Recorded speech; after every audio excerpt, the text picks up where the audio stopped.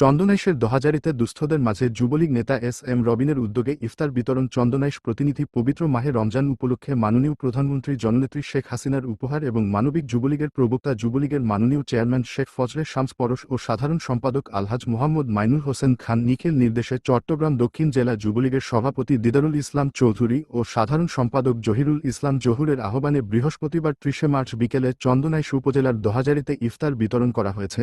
চট্টগ্রাম দক্ষিণ জেলা আওয়ামী যুবলীগের কৃষি ও সমবায় সম্পাদক পদ প্রত্যাশী ও আগামী দহাজারি পৌরসভা নির্বাচনে ৩ নং ওয়ার্ড থেকে কাউন্সিলর প্রার্থী এবং দহাজারি পৌরসভা আওয়ামী যুবলীগের সাবেক যুগ্ম আহ্বায়ক এস এম রবিনের উদ্যোগে উপজেলার দহাজারি পৌরসভার এলাকায় কয়েকশ মানুষের মাঝে ইফতার বিতরণ করেন।